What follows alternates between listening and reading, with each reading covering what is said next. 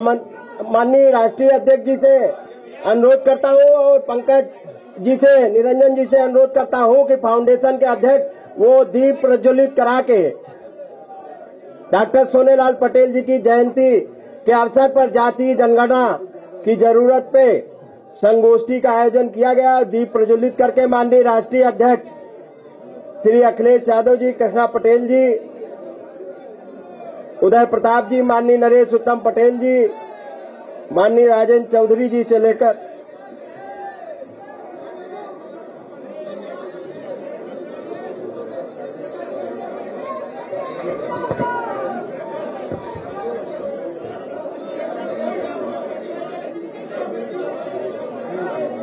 अखिलेश यादव जिंदाबाद, डॉक्टर सोनेलाल पटेल अमर रहे, डॉक्टर सोनेलाल पटेल अमर रहे।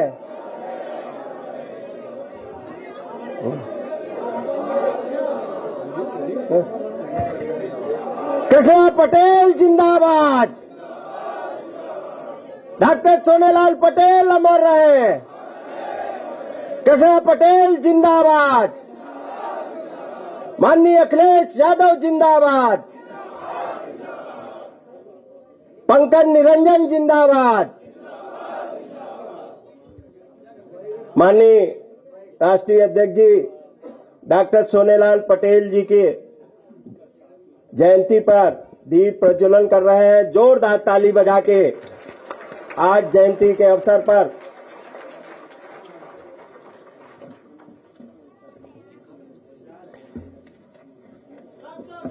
पटेल अमर रहे, अमर रहे, डॉक्टर सोनेलाल पटेल अमर रहे। अब मैं माननीय राष्ट्रीय अध्यक्ष जी से अनुरोध करूंगा कि पुष्प डॉक्टर सोनेलाल पटेल जी की चित्र पर माननीय कृष्णा पटेल जी, माननीय उदय प्रताप जी, माननीय राष्ट्रीय अध्यक्ष जी पुष्प अर्पित कर और आज अखिलेश यादव जिंदाबाद, जन जन की है यही पुकार, जाति जनगणना हो इस बार, जाति जनगणना हो इस बार, जन जन की है यही पुकार, जन जन की है यही पुकार। ये तख्ती सब लोग उठा लो ना अपनी, जन जन की है यही पुकार, पिछड़ों की है यही पुकार। जी मैं हम लोगों के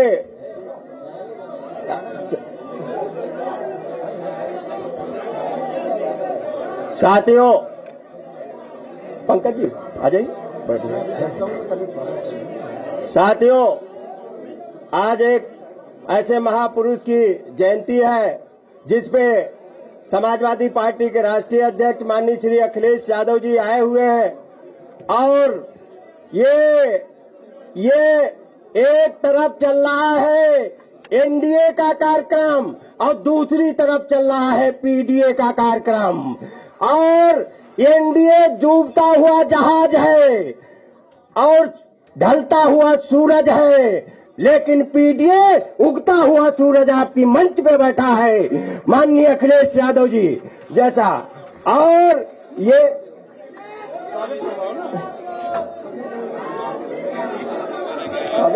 स्वागत मैं पंकज जी आप स्वागत करेंगे। हाँ किसका जी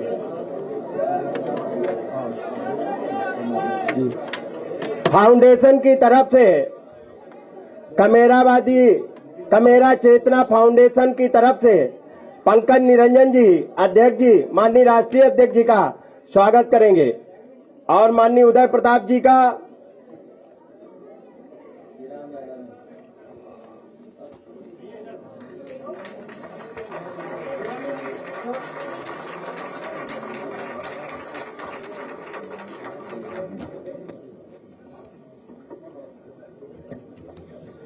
माननीय माताजी कृष्णा पटेल जी का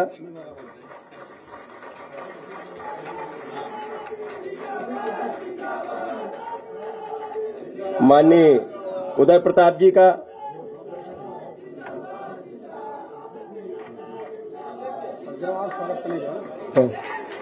जी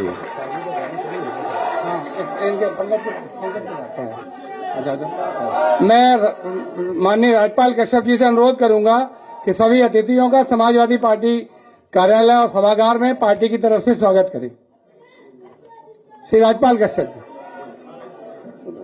आगे से करो ना, आगे जाकर माता जी का, माननीय राष्ट्रीय अध्यक्ष जी का, आदरणीय उदय प्रताप जी का, उधर 20 से शुरू करो, 20 से शुरू करो, चलो वो ले लो पीछे से। माननीय राष्ट्रीय अध्यक्ष जी का, माननीय माता जी का,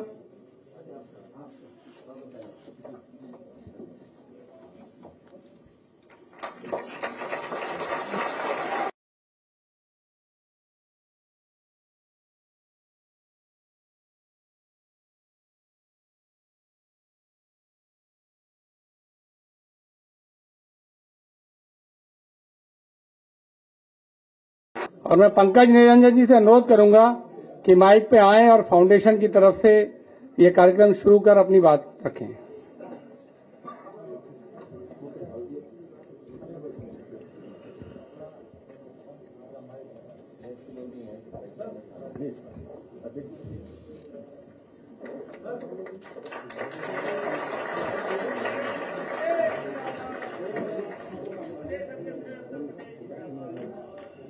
यहाँ आज इस कमेरा चेतना फाउंडेशन के इस परिचर्चा कार्यक्रम की जातिवार जनगणना की जरूरत क्या है, इस कार्यक्रम की अध्यक्षता कर रही श्रीमती कृष्णा पटेल जी और हमारे मुख्य अतिथि सम्मानीय श्री अखिलेश यादव जी, हमारे विशिष्ट अतिथि सम्मानीय श्री उदय प्रताप सिंह जी और समस्त सम्मानीय श्रद्धेय मंच और आप सभी जो यहाँ उपस्थित लोग हैं, आप सभी का मैं फाउंडेशन की तरफ से हार्दिक स्वागत करता हूं, आपको अभिनंदन करता हूं।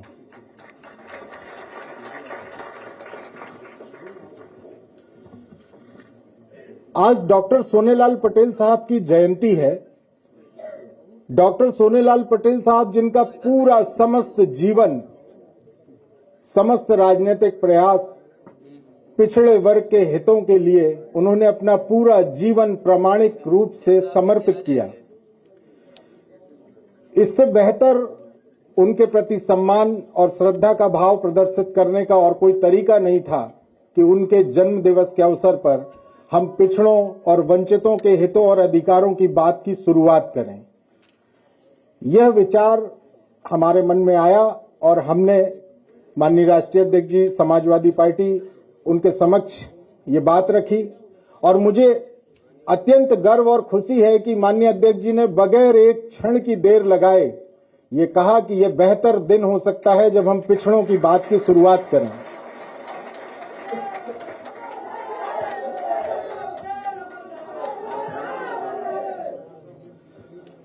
जातिवार जनगणना की जरूरत, आखिर क्यों है जातिवार जनगणना की जरूरत?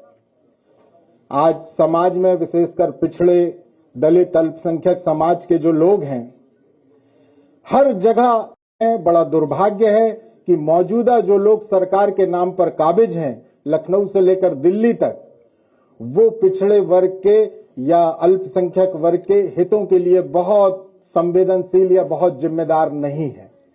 बल्कि ये भी कहा जा सकता है कि वास्तव में वो सारे लोग कैसे पिछड़े वर्ग के आंदोलन को दबा दिया जाए इस काम में लगे हुए हैं। तो पिछड़े वर्ग की, दलित वर्ग की, हम सभी की ये जो मांग है, इस मांग की शुरुआत आज न सिर्फ उत्तर प्रदेश बल्कि समूचे उत्तर भारत के सर्वाधिक संभावनाओं वाले नेता सम्माननीय अखिलेश यादव जी के मुख्य आतिथ्य में हम इस चर्चा की शुरुआत करेंगे। मैं बहुत ज्यादा इससे ज्यादा समय न लेते हुए मैं कोशिश करूंगा कि इस पर माननीय उदय प्रताप जी जो वरिष्ठ समाजवादी चिंतक हैं, उनका मार्गदर्शन, उनका अध्ययन और इस विषय पर हम लोगों की और जो जानकारियां बढ़ें, ऐसा संबोधन हमें मिले। उसके पहले माननीय उदय प्रताप जी के पहले कुछ सामाजिक आंदोलन को गायन के रूप में रखने वाले क्रांतिकारी साथी जो हमें उत्साहित भी करते हैं, वो सारे लोग हमारे बीच में आएंगे और तो वो लोग आएंगे। आगे आपको माननीय राज्यपाल जी उनको सब बुलाएंगे। बिलाल साबरी जी सहारनपुरी आइए। बिलाल सहारनपुरी जी आइए आप जी। आज यहां जलवा अफरोज समाजवादी पार्टी के राष्ट्रीय अध्यक्ष आली जनाब इज्जत माब अखिलेश यादव जी, तमाम सम्मानित स्टेज, आज हम लोग डॉक्टर सोने लाल पटेल जी की जयंती पर उन्हें आज खिराज अकीदत पेश कर रहे हैं। उनकी पूरी जिंदगी पिछड़ों की लड़ाई लड़ते हुए गुजर गई। वो आज हमारे लिए मार्गदर्शक के रूप में हैं। उनके काम को आगे बढ़ाने के लिए और इस लड़ाई को लड़ने के लिए हम सब लोग यहां इकट्ठा हुए हैं। मैं ज्यादा वक्त न लेते हुए, क्योंकि तमाम बड़े नेताओं को बोलना है, मैंने अभी एक नई कविता लिखी है, 2 मिनट की कविता है, वो पेश करता हूं। 2024 का इलेक्शन कि दिल्ली में प्रवेश की खातिर, दिल्ली में प्रवेश की खातिर बाहर निकलो देश की खातिर, दिल्ली में प्रवेश की खातिर बाहर निकलो देश की खातिर, संविधान बचाना है तो वोट करो अखिलेश की खातिर, संविधान बचाना है तो वोट करो अखिलेश की खातिर। नेताजी के लाल तुम्ही हो, नेताजी के लाल तुम्ही हो, मैनपुरी का मान तुम्ही हो, नेताजी के लाल तुम्ही हो, मैनपुरी का मान तुम्ही हो, कृष्ण कन्हैया के वंशज हो, यदुकुल का सम्मान तुम्ही हो।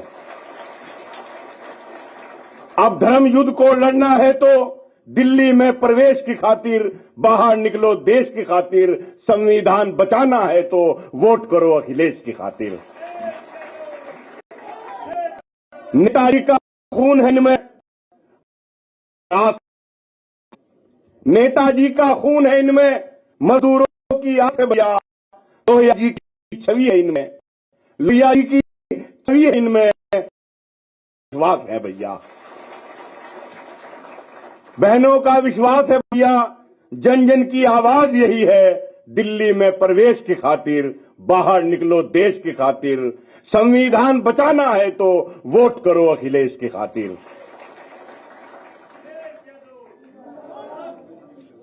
और एनडीए को जाना है अब, एनडीए को जाना है अब, पीडीए को लाना है अब, एनडीए को जाना है अब, पीडीए को लाना है अब, लूट रहे हैं देश को जो ये, मिलके उनको भगाना है अब। हर एक दिल से आवाज है अब ये, दिल्ली में प्रवेश की खातिर बाहर निकलो देश की खातिर, संविधान बचाना है तो वोट करो अखिलेश की खातिर, वोट करो अखिलेश की खातिर। बहुत बहुत शुक्रिया, बहुत बहुत धन्यवाद बिलाल सहारनपुरी जी। अब मैं आमंत्रित कर रहा हूं बहुत ही प्रसिद्ध गायक शहनवाज साबरी जी, वो आए और अपना गायन से अपना प्रस्तुत करने का काम।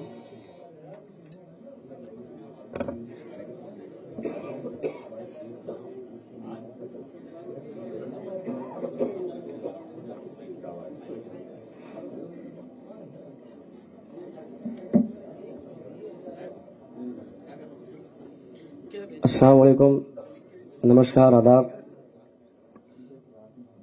ये हमारी खुशनसीबी है कि इस मंच से मैं आप लोगों को सुनाने का काम कर रहा हूँ भैया के बदौलत। और आज डॉक्टर सोने लाल जी की जयंती है, उनको खिराज अकीदत पेश करते हुए ज़्यादा टाइम न लेते हुए मैं गाने का आगाज़ कर रहा हूँ। सर इजाज़त है। जो सॉन्ग बड़ा फेमस है, सोचते होंगे कि ये जहां भी जाता है यही सुनाता है, मगर ये क्या करे कि दिलों में बसा हुआ है, लोगों के दिलों में नस नस में बसा हुआ है। लिखा है बिलाल सहारनपुरी ने, सुनिएगा।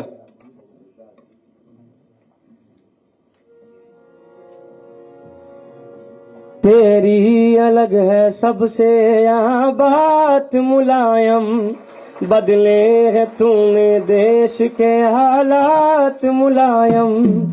तेरी अलग है सबसे यहाँ बात मुलायम, बदले है तूने देश के हालात मुलायम।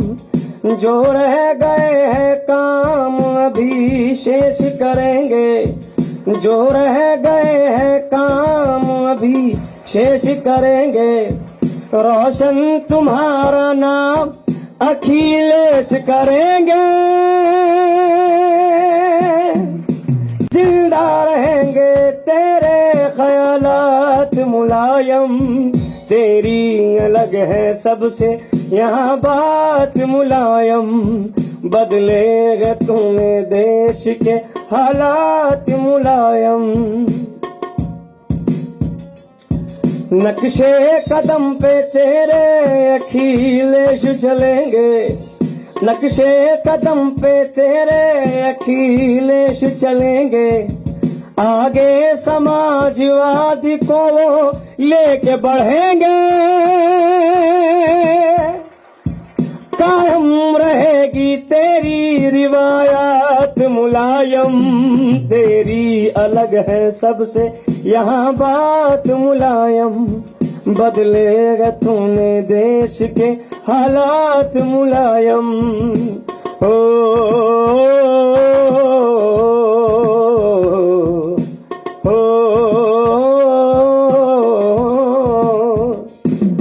जेपी का हर विचार पे तुझ पे रहा असर, जेपी के हर विचार का तुझ पे रहा असर। तेरा रहा हमेशा ही किरदार सेकुलर, तेरा रहा हमेशा ही किरदार सेकुलर। तुझसे मिली है सबको ये सौगात मुलायम। तेरी अलग है सबसे यहाँ बात मुलायम, बदले तुम्हें देश के हालात मुलायम। अखिलेश जिंदाबाद, अखिलेश जिंदाबाद। और खास करके वो बात बताने जा रहा हूं मैं जो नेताजी के अंदर थी। तवज्जो। कितनों का तूने पल में मुकद्दर बना दिया, कितनों का तूने पल में मुकद्दर बना दिया। उसको ही तूने प्यार से अपना बना लिया, उसको ही तूने प्यार से अपना बना लिया। जिससे भी हुई तेरी मुलाकात मुलायम। तेरी अलग है सबसे यहाँ बात मुलायम, बदलेगा तूने देश के हालात मुलायम।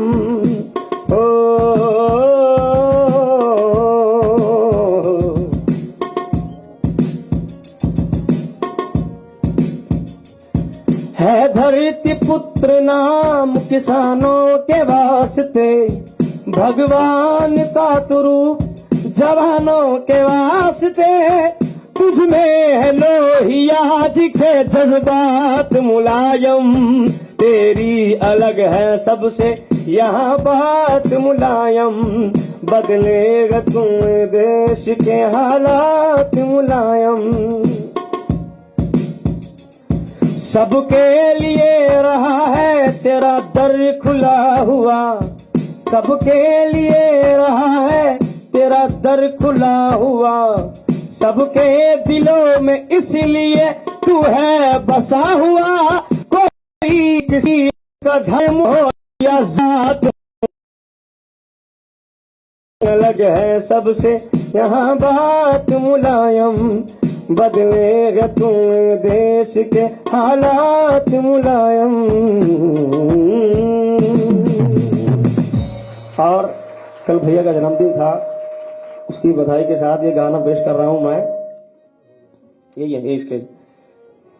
खुश हो रहे हैं आज जन्मदिन पे तुम्हारे, खुश हो रहे हैं आज जन्मदिन पे तुम्हारे, जन्मदिन पे तुम्हारे, हाँ जन्मदिन पे तुम्हारे, जन्मदिन पे तुम्हारे, हाँ जन्मदिन पे तुम्हारे, दिल में बसे हो आप तो अखिलेश हमारे, दिल में बसे हो आप तो अखिलेश हमारे। उम्मीद बुजुर्गों की जवानों का हौसला, उम्मीद बुजुर्गों की जवानों का हौसला, मजदूर की हिम्मत हो किसानों के मसीहा, तुम हिंदू मुसलमान की आंखों के दुलारे, दिल में बसे हो आप तो अखिलेश हमारे, दिल में बसे हो आप तो अखिलेश हमारे।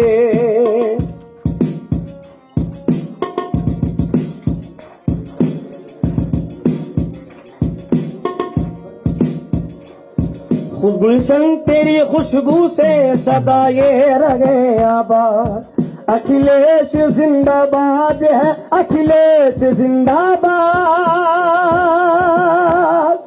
देते हैं बधाई तुम्हें, दे रहे हैं बधाई तुम्हें दीवार, बसे हो आप तो अखिलेश हमारे, दिल में बसे हो आप तो अखिलेश हमारे। भैया जी अगर इजाजत अगर आपकी हो, सिर्फ छोटा सा नेताजी के लिए, नहीं छोटा सा नहीं, मैं सिर्फ छोटा सा नेताजी को मद्देनजर रख, ऐसा हाथ नहीं खींच रहे हैं आप, हाथ नहीं खींच रहे हैं। नेताजी के लिए हम सब नेताजी के चलने वाले, सर मैं पूछाऊंगा ऐसे छोटा सा बाबू डब, बिल्कुल सब छोटा सा डब। एक वो नेताजी को मद्देनजर रखते हुए कि शादियों में पैदा होता है उनसा महान शख्स, नेताजी आप कौन सी दुनिया में जा बसे, नेताजी आप कौन सी दुनिया में जा बसे, देखो किसी भी आंख से आंसू न रुक सके, नेताजी आप कौन सी दुनिया में जा बसे, नेताजी आप कौन सी दुनिया में जा बसे, करते हैं याद आपके जज्बे जुनून को, करते हैं याद आपके जज्बे जुनून को, झंडा समाजवादी का रोता है खून को, झंडा समाजवादी का रोता है खून को, अपने लहू से आप इसे लाल कर गए, नेताजी आप कौन सी दुनिया में जा बसे, नेताजी आप कौन सी दुनिया में जा बसे। लास्ट लाइन के साथ, हिंदू भी रो रहा है मुसलमान भी है उदास, हिंदू भी रो रहा है मुसलमान भी है उदास, हर जात और धर्म का इंसान है उदास, हर जात और धर्म का इंसान है उदास, एक बार फिर जवानों को आदेश दीजिए, एक बार फिर जवानों को आदेश दीजिए, एक बार फिर से भैया को आदेश दीजिए, एक बार फिर से भैया को आदेश दीजिए। अब कौन है जो हंस के अखिलेश कह सके, अब कौन है जो डांट के अखिलेश कह सके, नेताजी आप कौन सी दुनिया में जा बसे, नेताजी आप कौन सी दुनिया में जा बसे।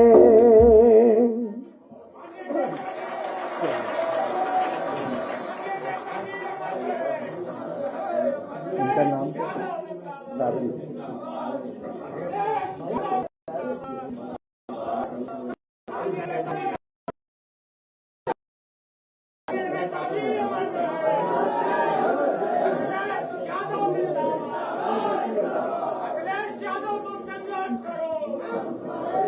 साबरी जी ने बड़ा भावनात्मक गाना गाया और हम सबको नेताजी की आज फिर याद आई। और वास्तव में हम सब यहाँ इकट्ठे भी इसलिए हुए हैं कि हम बाबा साहब अम्बेडकर और लोहिया जी से अपनी यादों को जोड़ते हुए कि जब पिछड़ों के आंदोलन की शुरुआत हुई और लोहिया जी ने नारा दिया कि संसोपा ने बांधी गांठ, पिछड़े पावे 100 में 60, वो लड़ाई आज दोबारा हमारे सामने फिर आ गई है। लोहिया जी से लेकर नेताजी तक, बाबा साहब से लेकर डॉक्टर सोनेलाल पटेल जी तक, सभी की लड़ाई और संघर्षों को दोबारा हमें याद करके और आगे की लड़ाई सम्माननीय अखिलेश यादव जी के नेतृत्व में लड़नी है। इसी क्रम में मैं कमेरा चेतना फाउंडेशन के सम्माननीय श्री प्रेमचंद मौर्य जी, बाबा रामाधार जी पटेल, श्री दिलीप पटेल जी, श्री महेंद्र सिंह पटेल जी, डॉक्टर CL पटेल जी, अखिलेश राय जी, गगन प्रकाश यादव जी, उमेश पटेल जी, कमला प्रसाद पटेल जी और कमलेश चौधरी जी से निवेदन करूंगा कि वो आए और सम्माननीय अखिलेश जी का और माता जी का स्वागत करें।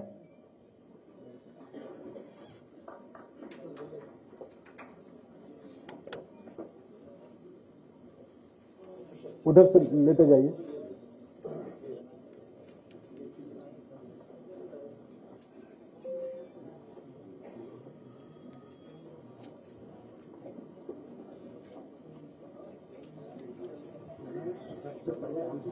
हाँ हाँ आप जाइए।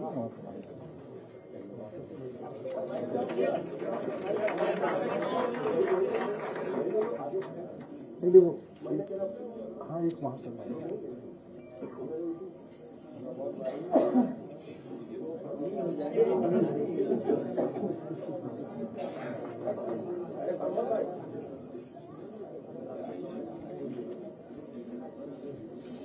प्रेमचंद जी फोटो में चढ़ाना चाहते हैं, चढ़वा दें। प्रेमचंद जी को संभालिए, वापस यहाँ रखिए।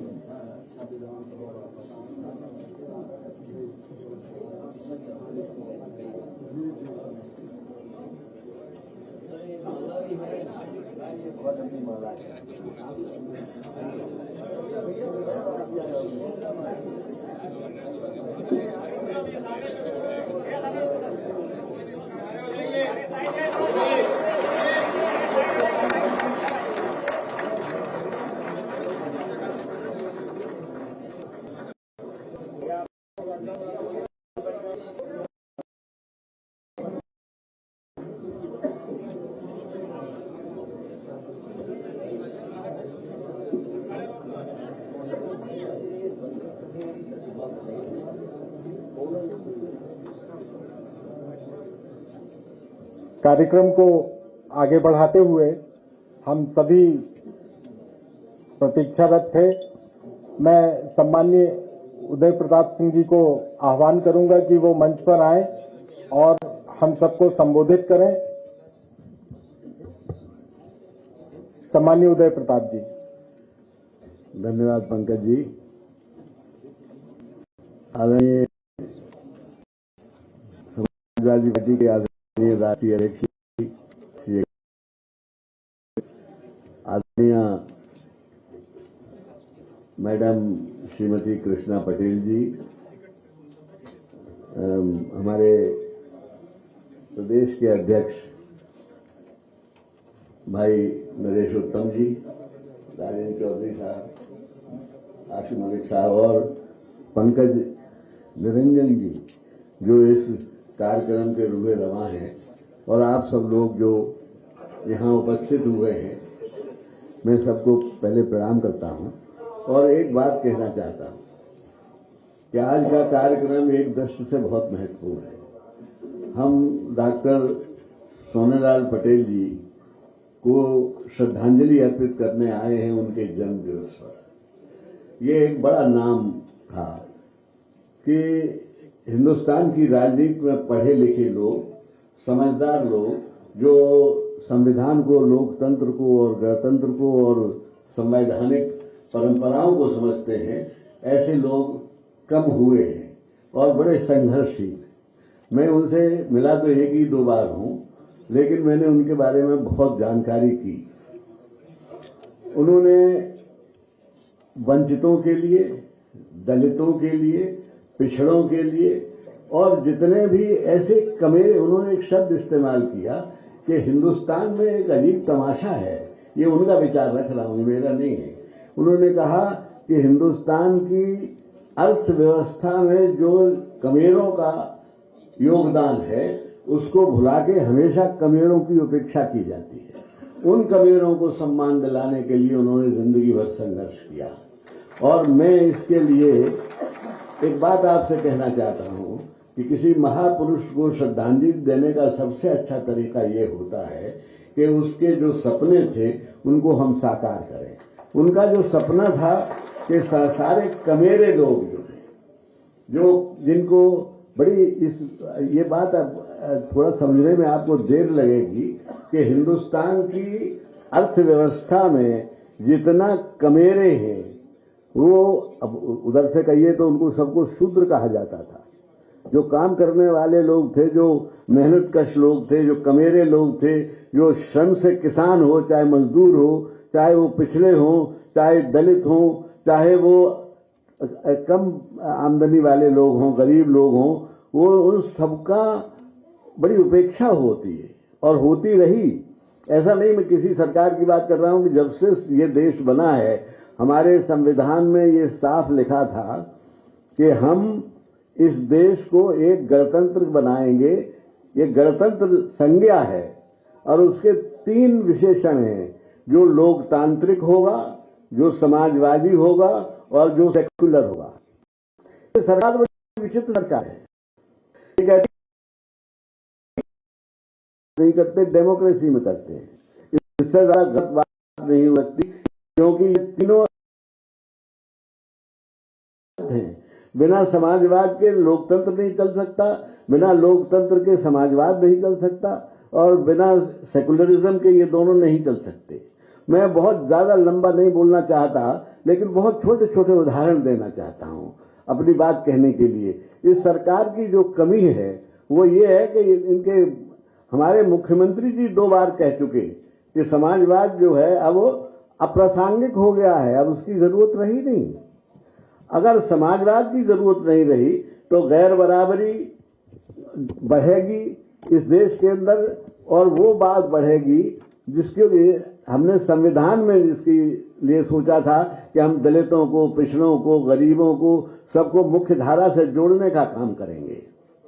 रूस सबसे बड़ा समाजवादी देश था, लेकिन वहां डेमोक्रेसी नहीं थी, एक आयरन कर्टेन थी। उस आयरन कर्टेन के रहते रूस का समाजवाद नहीं चल पाया। बिना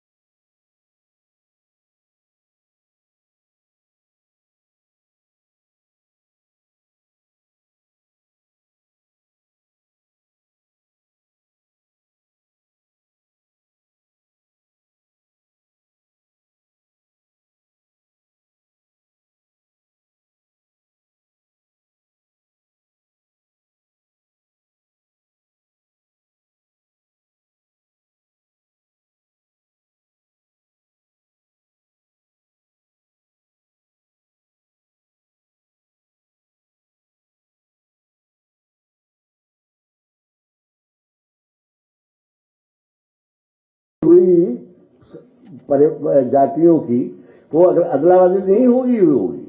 तो वो बेकार हो चुका था। लेकिन सारे काम जो आज तक हो रहे हैं वो उसी 1931 की जनगणना के आधार पर हो रहे हैं। लोहिया जी ने, जैसा कि अभी पंकज जी कह रहे थे, लोहिया जी ने नारा दिया था कि पिछड़ा पावे समान संसोपा ने बांधी गांठ, पिछड़ा पावे 100 में 60। लोहिया जी के आधार पर तो पिछड़ों की संख्या 60% थी। और वो तो एक और बात कहते थे कि जितनी महिलाएं हैं वो सब पिछड़ी हैं, चाहे किसी। तो इसलिए मैं जो बात कहना चाहता हूं, लोहिया जी ने इस पर बड़ा जोर दिया था कि पिछड़ा पावे 100 में 60। उनके हिसाब से 60% पिछड़े थे। उसके बाद एक काका कालेलकर कमीशन बना, जिसने ये कहा कि पिछड़ों की संख्या जोड़ी जाए। उन्होंने कहा कि 40% आरक्षण दिया जाए, यानी उनके हिसाब से 40%। उस कालेलकर कमीशन को ठंडे बस्ते में डाल दिया गया बड़े कौशलपूर्ण ढंग से। वो तो जब जनता पार्टी आई और जब उसमें पिछड़ों का ज्यादा जोर था तो फिर एक कमीशन बना, और वो कमीशन मंडल कमीशन के नाम से हुआ। और उसने फिर सबको उस कमीशन के आधार पर, उससे पहले भी एक बन चुका था, उन्होंने कहा कि 27% हम करेंगे। वो 27% की रिपोर्ट भी पड़ी हुई ठंडे बस्ते में। वो तो एक ऐसा मौका आया जनता दल में कि जब थोड़ी सी अनबन हुई और उस अनबन को दूर करने के लिए बिना बहस कराए, बिना किसी उसके मंडल कमीशन की रिपोर्ट से एकदम लागू कर दी गई। और उसका नतीजा क्या हुआ? अगर उस पर बहस हो जाती, पहले समझा दी जाती, तो जिस तरह का अगड़े और पिछड़ों में जो झगड़ा हुआ वो नहीं होता। उनको ये समझाया जाता कि इससे कोई ज्यादा फर्क नहीं पड़ने वाला है। आज इतने दिन से लागू हो गया है बैकवर्ड, कभी ये पिछड़ा इसका रिजर्वेशन पिछड़ों का, लेकिन आज तक कई ऐसे जैसे शिक्षा ही है, प्रोफेसर्स बहुत कम मिलेंगे आपको। और एक बार शरद यादव ने तो संसद में एक रखा था कि करीब 55 से 56 ऐसे विभाग हैं जिनमें एक भी पिछड़ा कहीं नौकर नहीं है। पूरे का पूरा ये रखा था। तो ये क्यों हो रहा है? इसके कारण क्या है? इसका कारण यह है कि न हमारे पास सही आंकड़े हैं, न हमारी नीयत साफ है। हमारी नीयत बिल्कुल साफ नहीं है। जो हमारी सरकारें हैं उनकी नीयत साफ नहीं है। कहते कुछ है, करते कुछ है। अभी आपने उसका एक नमूना देख लिया। मैं अभी डेमोक्रेसी का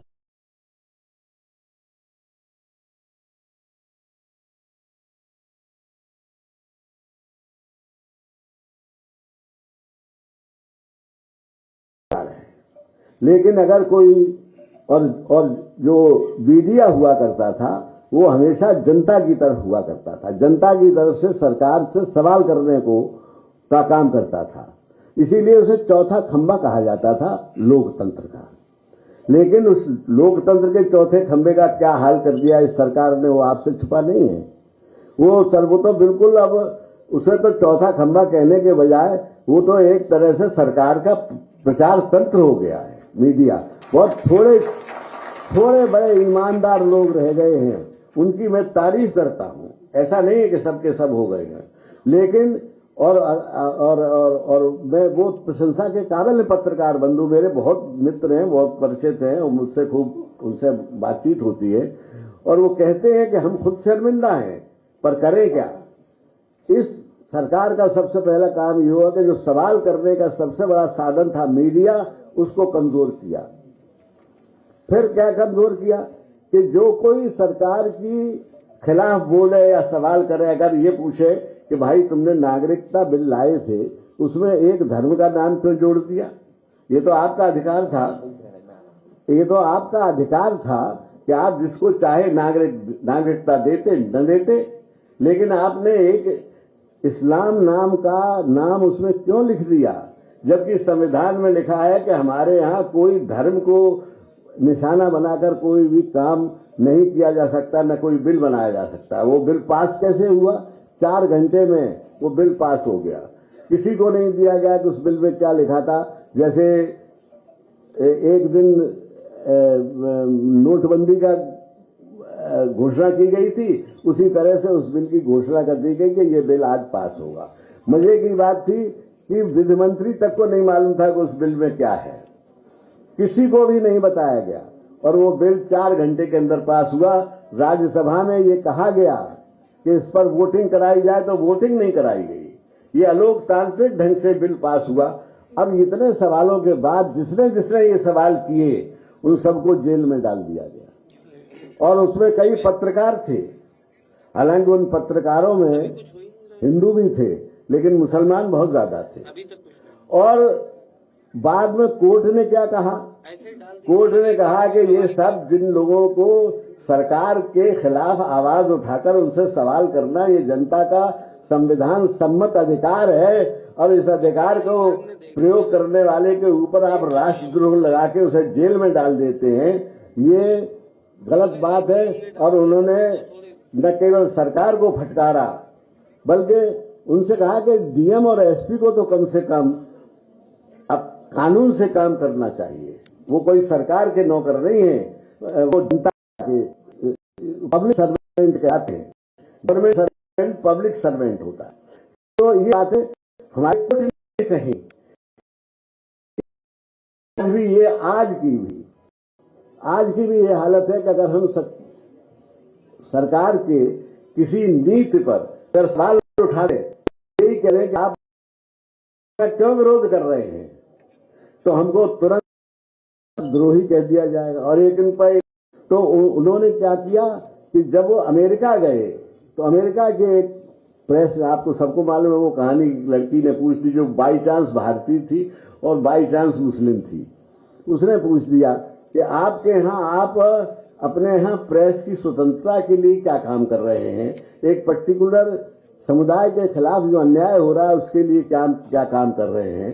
तो उसको इतना ट्रोल किया गया, इतना उसके पीछे पड़ गई पूरा उनका ये। और लेकिन ओबामा से लेके और तमाम ऐसे लोग हैं जिन्होंने कहा कि ये बात सही थी, और ऐसा नहीं है। एक बार तो इंग्लैंड की राज्यसभा में चर्चा हुई इस बात की कि हिंदुस्तान में लोकतंत्र का जो स्तर है वो गिरता चला जा रहा है। और ये कोई कहने की बात जरूरत नहीं है। एक समिति है जो ये कैलकुलेट करती है, ये आकलन करती है कि लोकतंत्र का स्तर कहाँ कितना है। तो हम सन 14 के बाद 36 अंक नीचे आ गए हैं लोकतंत्र में, और बराबर गिरते चले जा रहे हैं। आप और सूचकांक भी है, चाहे गरीबी के हैं चाहे भुखमरी के हैं, उन सब में कह रहे हैं, सब में हम नीचे जा रहे हैं। लेकिन हमारी सरकार के अगर आप विज्ञापन देख लें, ये विज्ञापन की सरकार है, विज्ञापन देख लें तो इतना मालूम पड़ता है कि जैसे ये देश बहुत उन्नति कर गया। और झूठ बोलने के मामले में, झूठ गलत शब्द होगा, असत्य बोलने के मामले में तो कोई जवाब ही नहीं है। जब जिस दिन सत्ता में आए थे तब कहा था कि हम 15 लाख देंगे, किसी को 15 रुपए नहीं पहुंचे। हम 2 करोड़ नौकरियां देंगे हर साल की छोड़िए। नोटबंदी से क्या हुआ?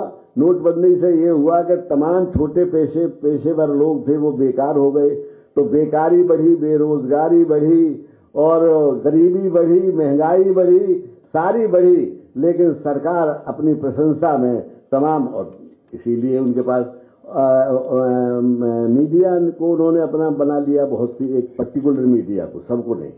तो लेकिन एक तीसरी बात जो मैं कहना चाहता हूं, नई बात, कि एक ओलिगार्की शब्द होता है, उसमें ये होता है कि धर्म, बहुत ध्यान से सुनिएगा और इसको बताइए कि मैं गलत कह रहा हूं सच कहता हूं।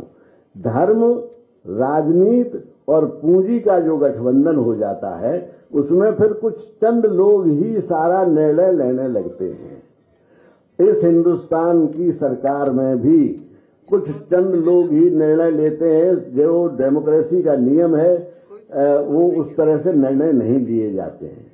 और इन्होंने धर्म का और पूंजी का और राजनीति का जो गठजोड़ किया है उससे वो डेमोक्रेसी के लिए बहुत खतरनाक है। उससे क्या होगी कि डेमोक्रेसी नाम की चीज नहीं रहेगी। और यही खतरा जो है, इसलिए हम सब लोग चाहते हैं कि सबसे पहले तो हम सारे लोग चाहे किसी भी, सबसे पहले तो यह है कि डेमोक्रेसी बचाने के लिए, और अखिलेश जी ने ये जो नारा दिया है पीडीए का, वो यही है कि इनसे सबको एक करके जब हम लड़ेंगे इस सरकार से तो हम इस सरकार को हटा सकते हैं, जिससे कि हम डेमोक्रेसी को बचा सकते हैं, संविधान को बचा सकते हैं। ये वो सरकार है जो संविधान के विपरीत चल रही है। मैं नहीं कह रहा, आज के अखबार में पढ़ रहा था मैं इंडियन एक्सप्रेस में, उसमें उन्होंने कहा कि मीडिया ही नहीं, इन्होंने जितनी संवैधानिक संस्थाएं थी सबको कमजोर किया और विपक्ष को धमकाने के लिए सीबीआई और सीआईडी का प्रयोग किया। जहां पर किसी को लगे कि ये आदमी थोड़ा सा उठ रहा है तो उसके पीछे सीबीआई लगा दी, सीआईडी लगा दी और ईडी लगा दी, और इनके पास जितनी संस्थाएं सब उनको स्वायत्तता प्राप्त संस्थाओं को की इन्होंने स्वायत्तता छीन ली। उसमें थोड़ा थोड़ा कोर्ट भी है, कोर्ट के कुछ लोग अभी तक बचे हुए हैं, जैसे पत्रकारों में कुछ बचे हुए हैं, वैसे कोर्ट में भी बचे हुए हैं कुछ लोग, लेकिन कुछ लोग जिस तरह से निर्णय देते हैं वो बिल्कुल अनडेमोक्रेटिक है। और ऐसा लगता है कि जो सबसे बड़ा नियम है डेमोक्रेसी का कि ये तीन जो संस्थाएं सरकार है, विधायिका, न्यायपालिका, कार्यपालिका, वो अपने अपने क्षेत्र में काम करे। कार्यपालिका न्यायपालिका के क्षेत्र में न कोई घुसपैठ करे, लेकिन ऐसे आपको 50 केस गिनवा सकता हूं जिसमें कार्यपालिका के इशारे पर न्यायपालिका के निर्णय हुए हैं। और इसको ये आप अखबार देख कहते हैं, वो अखबार कहते हैं जो नहीं कहना चाहते उन्हें भी कहना पड़ता है कभी कभी। तो मेरा कहने का मतलब ये है कि इस सरकार को हटाने के लिए बहुत जरूरी ये है, हम सत्ता में आए कि ना आए ये सवाल नहीं है, लेकिन ये सरकार हटनी चाहिए। और यहाँ उत्तर प्रदेश में सिवा अखिलेश और अब जो हम कमेरे पार्टी से जो हमने संगठन किया है और ऐसे जो संगठन किए हैं, वो सब मिलके जब लड़ेंगे तो हम यहाँ मजबूती से लड़ेंगे। हमें पूरा विश्वास है कि अखिलेश जी के पास क्षमता भी है, एक विजन भी है, और उन्होंने पिछले सालों में काम करके भी दिखाया। अभी मुझे पर एक सूचना मिली थी कि दी थी, एक अखबार ने ये छाप दिया कि योगी जी की तुलना में अखिलेश जी के जमाने में जीडीपी जो थी, विकास दर, वो ज्यादा थी। 3-4 दी हैं। अखिलेश जी की 28% थी औद्योगिक विकास ग्रोथ और योगी के काल में 4% साथ।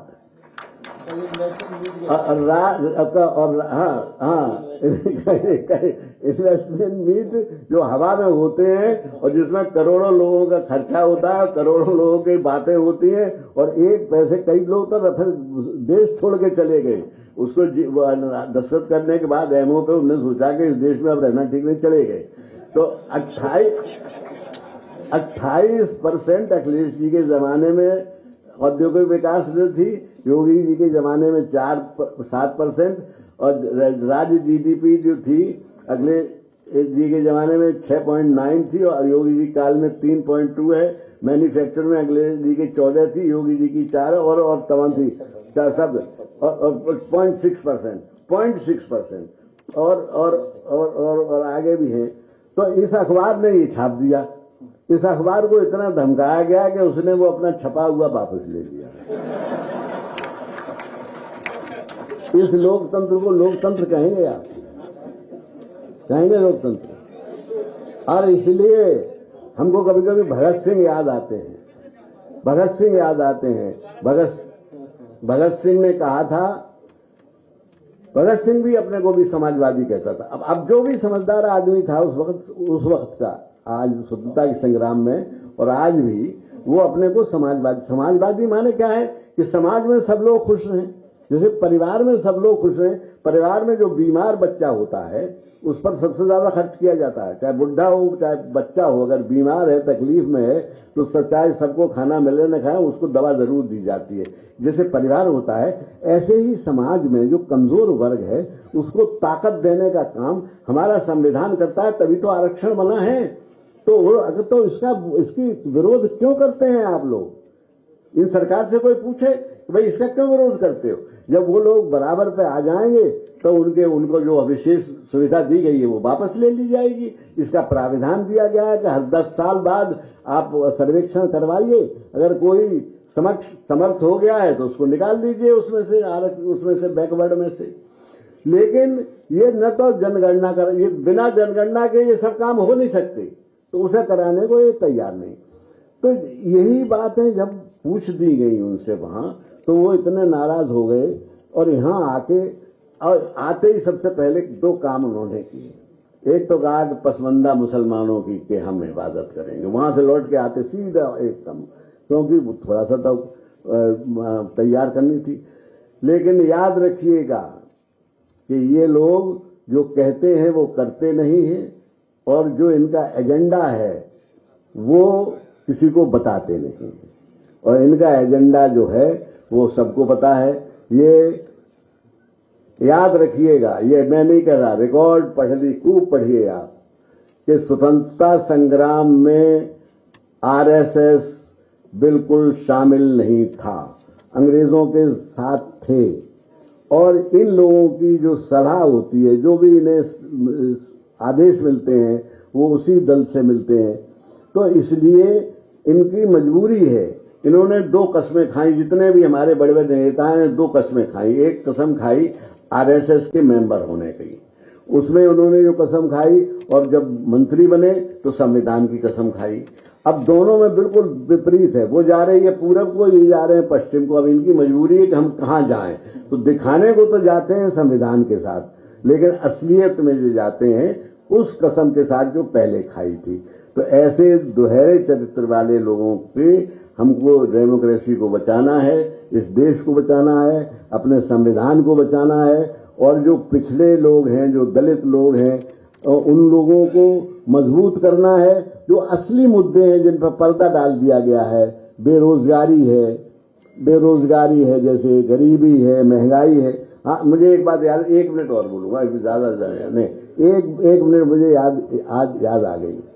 इन्होंने एक नया मुद्दा उठा दिया। वो मुद्दा क्या है कि हम यूनिफॉर्म सिविल कोड ला रहे हैं।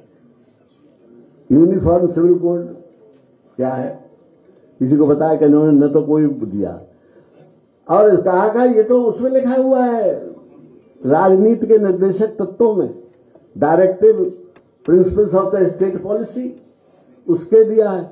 Directive principle of the state policy, मैं भी पढ़ा लिखा आदमी हूं, मैं भी संसद में रहा हूं, मुझे पता है कि 38 से लेके 51 तक कितने होते हैं, इतने आदेश हैं कि ये सब आपको करने चाहिए। वो एक सजेशन है, एक डायरेक्शन है कि सरकार को इन नीतियों पर चलना चाहिए।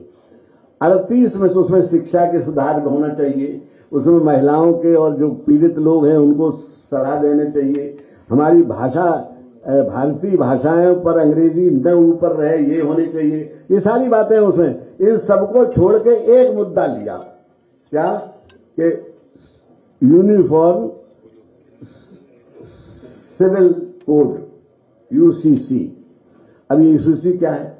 ये इसलिए हुआ है कि इससे एक खबर ये गई कि इसका सबसे ज्यादा विरोध मुसलमान करेंगे, ये उनकी कल्पना थी, इसलिए इनको लाए। लेकिन असलियत में ये है कि मुसलमान नहीं, इसे हिंदू भी करेंगे। हमें आज बात कर रहा था, सभी करेंगे, क्योंकि आज एक भारत गणतंत्र देश है, इसमें तमाम तरह की संस्कृतियां हैं, तमाम तरह के धर्म हैं, तमाम तरह की क्षेत्रीय परंपराएं अलग अलग हैं, तमाम तरह की, इन सबको आप यूनिफॉर्म सिविल को रेजिमेंटेशन नहीं कर सकते। सिविल और रेजिमेंट में फर्क यही होता था कि हम एक रेजिमेंटेशन नहीं कर सकते किसी का। तो अब देखिए, आपके जो शादी होती है हिंदुओं में, वो 15 दिन चलती है, इस्लाम में और ईसाइयों में तो घंटे भर में, 2 घंटे में हो जाती है। लेकिन हमारे यहाँ तो पहले मढ़ा गड़ेगा, फिर फलाने आएंगे, फिर देवता रखे जाएंगे, फिर ये होगा, फिर फलाना होगा, और फिर उसके बाद शादी होने के बाद उन्हें विदा किया जाता है। पहले मेहमान जाएंगे, फिर मामा जाएंगे, फिर फूफा जाएंगे, फिर अंत में देवता और गणेश जी को विदा कर दिया जाता है। तो आप बताइए कि आप यूनिफॉर्म सिविल कोड लाएंगे तो हिंदू मान लेंगे? ये शादी बदल ऐसे तो बहुत सी इनको बताना चाहिए कौन कौन सी चीज यूनिफॉर्म सिविल कोड के अंतर्गत लाना चाहते हैं, कौन नहीं लाना चाहते हैं। उसके लिए एक ड्राफ्ट बनाना चाहिए, उस ड्राफ्ट को बहस करवाना चाहिए और बहस करा के पूरे समाज पर, और उसमें पढ़े लिखे लोगों की सलाह लेनी चाहिए, चाहे वो विपक्ष में हो चाहे पक्ष में हो, और समझदार लोगों की सलाह लेनी चाहिए कि भाई ये बातें हैं अब इनको हम लाते हैं। लेकिन जल्दबाजी क्या है कि चुनाव तो होने जा रहा है 24 में, अगर इस तरह से सबकी सहमत लेके ड्राफ्ट बनाया तब तक चुनाव हो जाएगा, तुमको फायदा मिलने वाला नहीं है। जिस फायदे की वजह से हम यूनिफॉर्म सिविल कोड लाना चाहते हैं, यूनिफॉर्म कोड के बगैर कौन सा क्या हो जाएगा? शिक्षा ठीक हो जाएगी, बेरोजगारी घट जाएगी, गरीबी दूर हो जाएगी, क्या हो जाएगा? तो ये इन सबको सोच समझ के काम करना है। इसलिए मैं आखिर डॉक्टर सोनेलाल को श्रद्धांजलि देता हूं, जिन्होंने इनको जगाने का काम किया था। हमारे नेताजी ने ये काम किया था। उन्होंने, नेताजी ने जितने भी पिछड़े लोग थे उनको सीना तान के चलने की शिक्षा दी थी और अधिकार दिया था नेताजी ने कि ये सरकार तुम्हारी है। मैं एक बात कहना चाहता हूं, ऐसे नहीं जाग कर बैठो, तुम हो पहरेदार चमन के। और जिनको आदत है सोने की उपवन की अनुकूल हवा में, उनका अस्त शेष भी उड़ जाता है धूल हवा में, लेकिन जो संघर्षों का सुख सिरहाने रखकर सोते हैं, युग की अंगड़ाई लेने पर वे ही पैगंबर होते हैं। तो आप अखिलेश जी के नेतृत्व में और मैडम कृष्णा पटेल के नेतृत्व में और सारे लोग जो और पार्टी के लोग जो मिलजुल गए हमारे साथ हैं, उन सबके नेतृत्व में इस पीडीए के लिए काम करिए, इसको मजबूत बनाइए और हमारी जनगणना के ऊपर जोर दीजिए। और नवयुवकों को आगे आना चाहिए। हम जैसे लोग तो अपने आप चल भी नहीं पाते हैं, वो बोल ही सकते हैं लेकिन कर नहीं सकते, लेकिन आपको प्रेरणा दे सकते हैं। इन्हीं शब्दों के साथ मैं अपनी बात समाप्त करता हूं। जय हिंद, जय समाजवाद।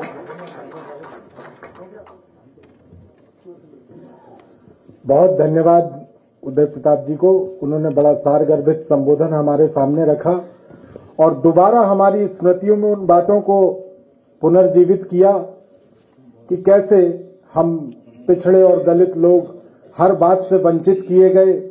ज्ञान, सम्मान, वैभव, इन सारी चीजों से हमको दूर रखा गया, शिक्षा से, अधिकारों से। और श्रीमती साधना साहू जी हैं, वो सम्मानीय अखिलेश यादव जी का सम्मान करना चाहती हैं। मैं उनको आमंत्रित करूंगा कि वो आए शीघ्र।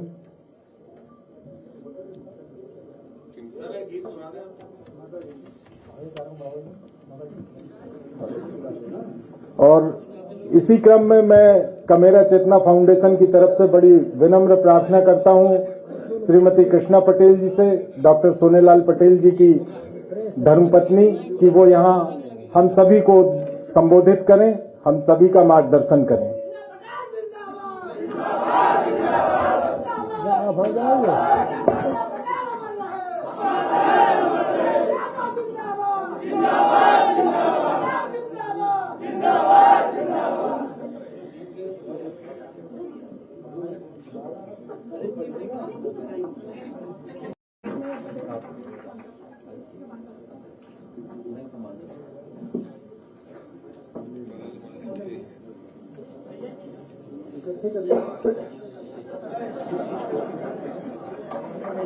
अपना डर, सारे लोग बोलिए।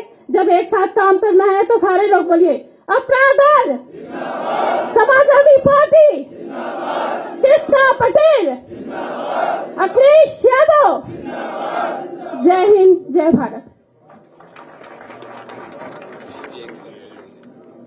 आज अपना दल के संस्थापक बोधिसत्व शाकाई डॉक्टर सोनेलाल पटेल जी के जन्म दिवस पर इस कार्यक्रम में उपस्थित समाजवादी पार्टी अखिलेश यादव जी,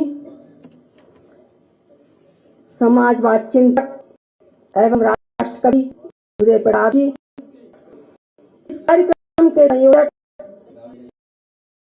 कमेरा चेतना फाउंडेशन के अध्यक्ष पंकज निरंजन जी एवं उपस्थित सम्मानित अपना दल समाजवादी पार्टी के नेतागण, आए हुए सभी लोगों का मैं स्वागत, वंदन, अभिनंदन करती हूं। सोनेलाल जी के जन्म दिवस पर जातिवाद जनगणना का सवाल पर हो रही परिचर्चा डॉक्टर पटेल जी को सच्ची श्रद्धांजलि है। डॉक्टर पटेल ने 4 नवंबर 1995 को अपना दल की स्थापना करके वंचितों, पिछड़ों, दलितों, अल्पसंख्यों एवं महिलाओं के साथ सभी कमजोर तबकों की भागीदारी पर लंबा सवाल संघर्ष किया था। डॉक्टर पटेल डॉक्टर लोहिया को लेकर जब तक जीवित रहे अपने अधिकारों के लिए, वंचित समुदाय की भागीदारी के लिए आंदोलन की कमान, सामाजिक न्याय की लड़ाई की जिम्मेदारी आज हम इस देश में श्री अखिलेश यादव जी के पास है। हमें आशा नहीं, पूर्ण विश्वास है कि उत्तर प्रदेश के साथ ही पूरे देश के वंचितों एवं पिछड़ों की लड़ाई बेखूबी वे आगे लड़ेंगे। इस संघर्ष में हम लोग सब उनका मिलकर साथ देंगे।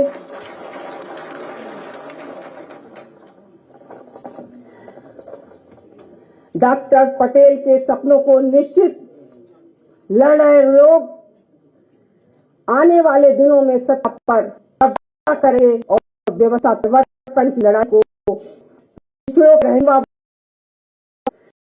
खाल को पहनकर पिछड़ों के लगभग 1 दशक से देश को गुमराह कर रहे जुम्मेवाजों को और पिछड़ों के नकली नेताओं का दौर अब समाप्त होने वाला है। हम आप सबको आह्वान करते हैं कि वंचितों की इस लड़ाई में एकजुट होकर मजबूती से आगे बढ़े और डॉक्टर लोहिया और डॉक्टर सोनेलाल पटेल जी के मिशन को पूरा करने का योगदान दें। धन्यवाद। जय अपना दल, नमो बुद्धाय, जय समाज।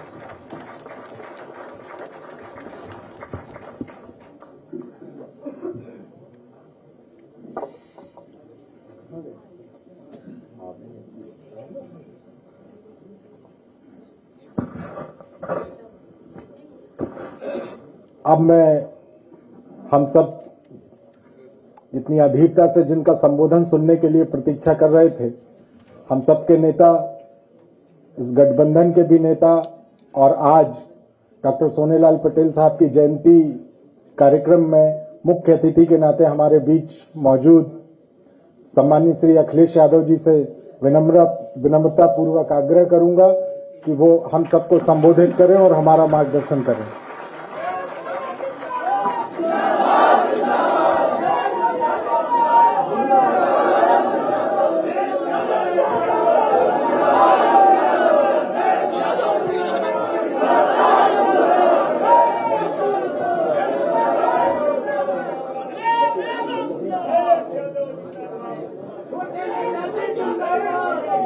मंच पर उपस्थित अपना दल कमेरा की राष्ट्रीय अध्यक्ष, मंच पर उपस्थित समाजवादी पार्टी के बहुत ही वरिष्ठ राष्ट्रीय कवि, पूर्व में रहे सांसद आदरणीय उदय प्रताप सिंह जी, समाजवादी पार्टी के प्रदेश के अध्यक्ष नरेश उत्तम जी, प्रवक्ता राजेंद्र चौधरी जी, समाजवादी पार्टी के बड़ी संख्या में उपस्थित सभी हमारे विधायक, अपना दल कमेरा के उपस्थित सभी हमारे पदाधिकारी, इस लोहिया हॉल में उपस्थित सभी हमारे साथी पत्रकार साथियों, आज हम सब मिलकर के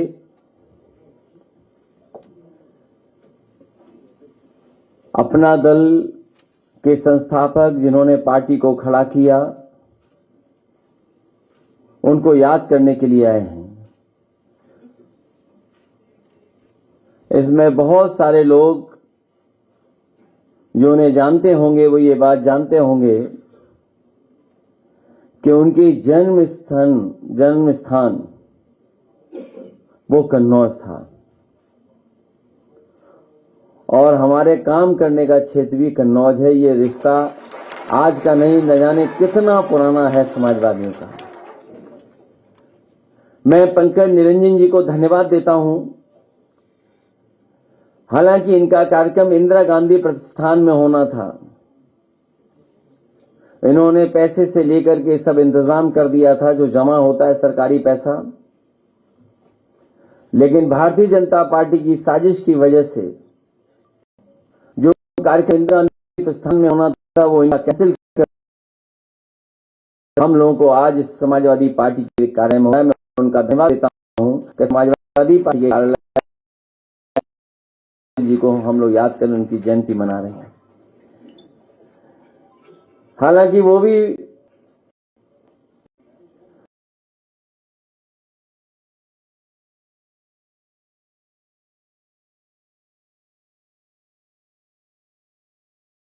कहना चाहता हूं कि हम सब लोग मिलकर के इस सवाल को उठाएंगे तो हम सब लोगों पे सबसे बड़ा आरोप जातिवादी का यही लगाने वाले लोग हैं।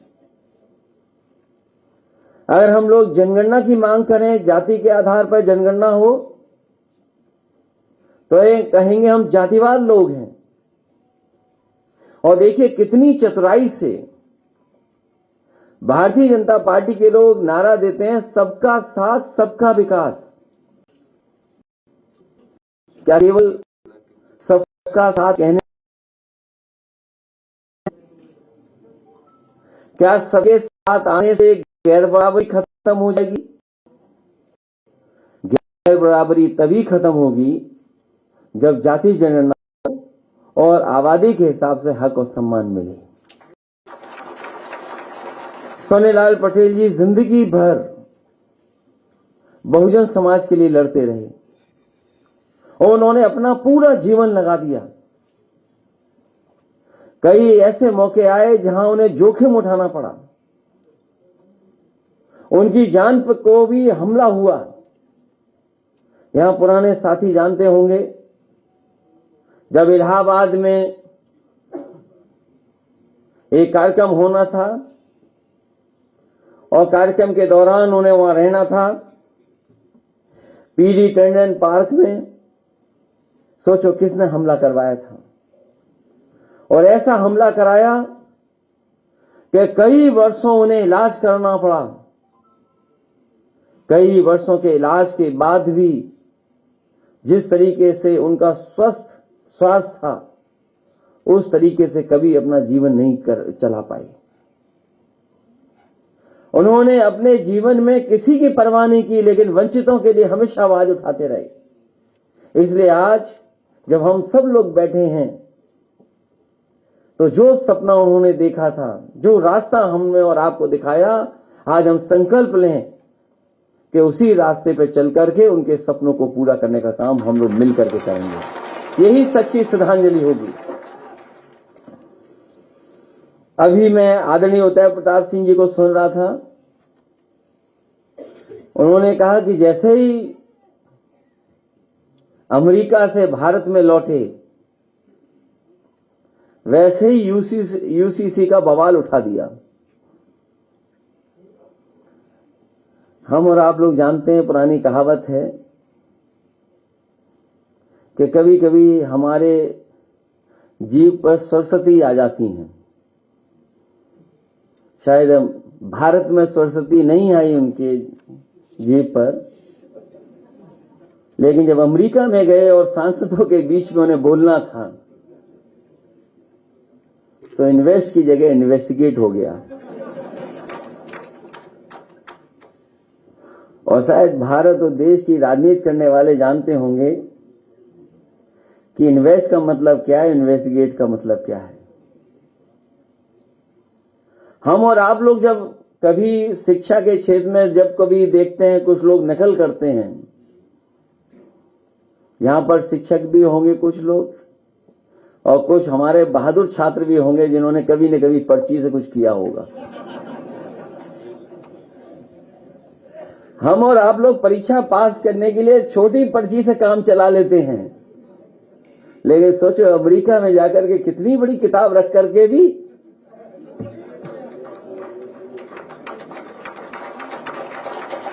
अब हमें तो ये लगता है कि भारत में भी जिस तरीके से दूसरे देशों में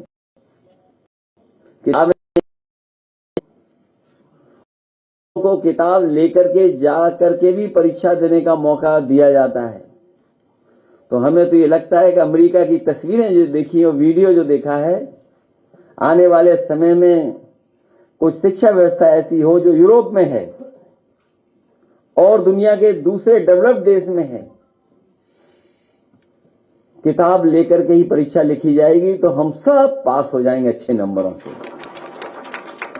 पत्रकार साथी, उसका मतलब दूसरा मत निकालना। और मैं तो आपसे कहूंगा कि अगर इस पे खबर आप लिखें और चलाएं तो ये रिसर्च कर करके बताना कि दुनिया में कितने देश हैं ऐसे जो ओपन बुक एग्जामिनेशन कराते हैं। जब देश ने देखा डायरी से नकल हो रही थी तो ओपन एग्जामिनेशन क्यों ना हो। इसलिए बहुत सारी बातें हैं। जाति गणना का सवाल सबसे बड़ा है और कोई दुनिया में ऐसे तमाम देश हैं जहां पर ऐसी व्यवस्था है लोगों के लिए, जहां जो पीछे छूट जाते हैं किसी कारण, उनको कैसे बराबरी पे खड़ा किया जाए। उनके पास नियम भी हैं, कानून भी हैं और उसको लागू भी करते हैं।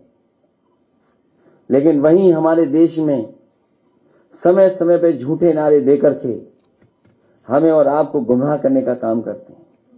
जैसा मैंने कहा कि सबका साथ होने से सबके बीच में बराबरी नहीं आ जाएगी। अगर बराबरी आएगी तो उसके लिए हमें जाति गणना करनी पड़ेगी और जाति के हिसाब से, जो आबादी के हिसाब से हमें और आपको स्थान देना पड़ेगा, जगह देनी पड़ेगी, तभी जाकर के हम लोग बराबर खड़े होंगे। वैसे झूठ बोलने में बीजेपी का कोई मुकाबला नहीं है। अगर झूठ को फैलाना हो तो बीजेपी को बुला लो, उनसे बेहतर कोई नहीं झूठ फैला सकता है। अगर कोई आंकड़े किसी बारे में दिए जाएं तो उन आंकड़ों को वो कभी स्वीकार नहीं करेंगे। अगर सवाल पीडीए का ही उठा है तो ये सरकार बताए, जो नारा देते हैं कि सबका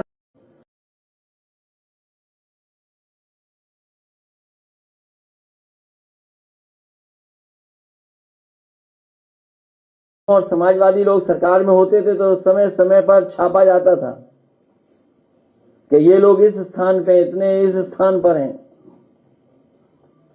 अब बीजेपी के लोग बताएं, सरकार उनकी है कि पूरे उत्तर प्रदेश में या देश में बड़ी बड़ी संस्थाओं में पीडीए की आबादी के हिसाब से क्या उनको सम्मान मिल रहा है कि नहीं मिल रहा है। इसलिए बड़ी लड़ाई है और हमें भरोसा इस बात का कि पीडीए की लड़ाई को कोई मुकाबला नहीं कर पाएगा। समाजवादियों को पीडीए को हम लोग आगे बढ़ेंगे तो हम लोग कामयाब भी होंगे। जहां तक सवाल उत्तर प्रदेश सरकार का है, आंकड़े बता रहे हैं कि आंकड़ों में भारतीय जनता पार्टी की सरकार कहीं समाजवादियों के सामने टिकती नहीं है और तब नहीं टिक रही है जब दिल्ली की सरकार की पूरी मदद हो रही है उत्तर प्रदेश की सरकार की। जो इन्वेस्टमेंट मीट हुई बड़ी बड़ी, उसमें एमओयू तो कर लिए बड़े बड़े, लेकिन एमओयू जमीन पर नहीं उतरा कोई भी। और अगर एमओयू जमीन पर उतरे होते तो शायद औद्योगिक विकास ग्रोथ रेट जो आज दिखाई दे रही है बीजेपी की सरकार में, इससे कई ज्यादा होती। अगर औद्योगिक विकास ग्रोथ रेट कम है और समाजवादी सरकार से कई गुना कम है, तो इसका मतलब है उत्तर प्रदेश के कारखाने चल नहीं रहे हैं, उद्योग लग नहीं रहे हैं, बंद पड़े हैं। और अगर जीडीपी की ग्रोथ रेट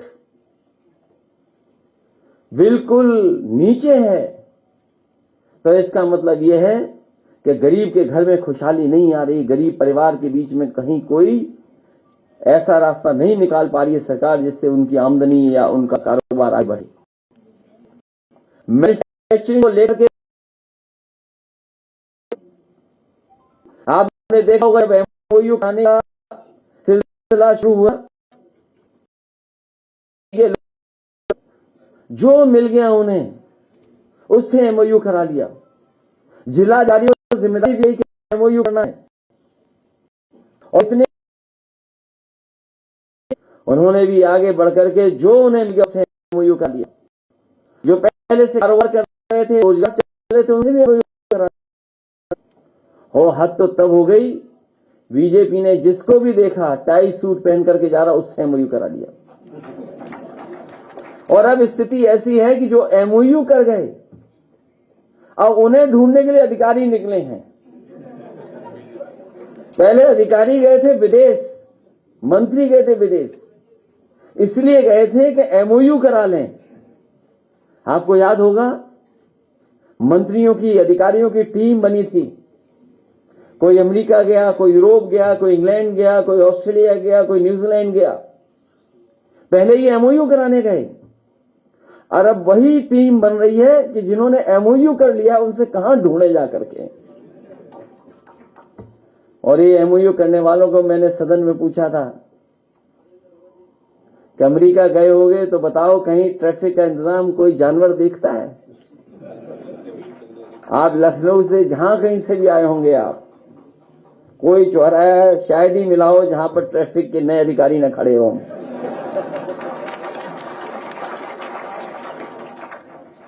कल मैं बाराबंकी निकला था, गया था, हर चौराहे पे नई अपॉइंटमेंट हो गए हैं, कोई चौराहा नहीं बचा। सोचिए, ऐसे लोग जो ट्रैफिक का इंतजाम दूसरों के हाथ में दे दिए, वो $1 ट्रिलियन इकोनॉमी का सपना देख रहे हैं। और आज के समय पर देख रहे हैं जहां पर हर चीज एक दूसरे के सामने आ जाती है, कोई बात छिपती नहीं है। और सोचिए, एक ऐसी डगमगाती सरकार जिसका हम लोगों ने केवल वीडियो लगाया था। सोचिए, एक डगमगाती सरकार का केवल एक वीडियो लगाया। सोचो कहां पहुंच गया वो वीडियो। जो लोग 4 बजे जगते थे, देखा उनका योगा आपने?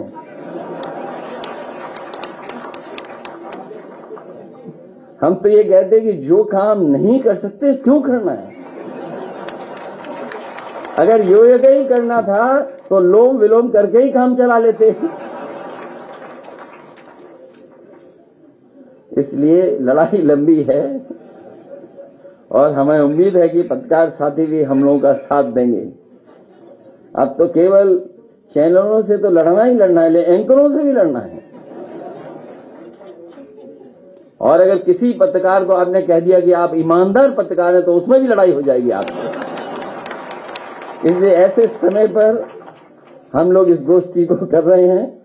हमें उम्मीद है कि डॉक्टर सोनेलाल पटेल जी ने जो संघर्ष और जो रास्ता दिखाया तो उस पर हम लोग चलेंगे, क्योंकि तभी हम सब आगे सम्मान पाएंगे। जहां तक सवाल हम समाजवादियों का है, मुझे खुशी है इस बात की कि अपना दल कमेरा के लोगों ने यहां पर कार्यक्रम कराया और एक ऐसा सवाल छेड़ा है जाति जनगणना का जो आम जन लोग चाहते हैं, आम लोग चाहते हैं। इसलिए मैं बधाई देता हूं पंकज निरंजन जी को कि उन्होंने इस गोष्ठी का आयोजन कर करके हम सब लोगों को एक रास्ता दिखाने का काम किया। आप सबको बहुत बहुत बधाई और बहुत बहुत धन्यवाद देता हूं।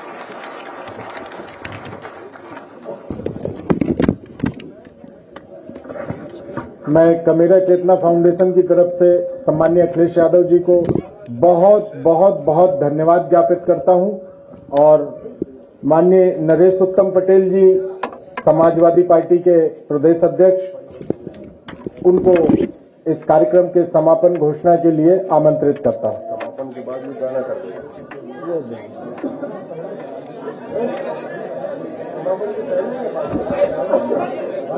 डॉक्टर सोनेलाल पटेल जी की 74वीं जयंती पर उपस्थित मुख्य अतिथि परम आदरणीय राष्ट्रीय अध्यक्ष जी, आदरणीय राष्ट्र कवि उदय प्रताप जी, अपना दल की राष्ट्रीय अध्यक्ष बहन कृष्णा पटेल जी, इस कार्यक्रम के आयोजक पंकज निरंजन जी, मंचासीन सभी सम्मानित विधायकगण, पूर्व विधायकगण, उपस्थित भाइयों बहनों, पत्रकार साथियों, मैं अपने को अपने पूर्व के वक्ताओं से संबद्ध करता हूं और डॉक्टर सोनेलाल पटेल जी को हार्दिक श्रद्धांजलि देता हूं और सभी को सूचना भी देता हूं कि हमारे जो पत्रकार भाई माननीय राष्ट्रीय अध्यक्ष जी की बाइट लेंगे, लेकिन आप लोग अपने स्थान पर बैठे रहेंगे।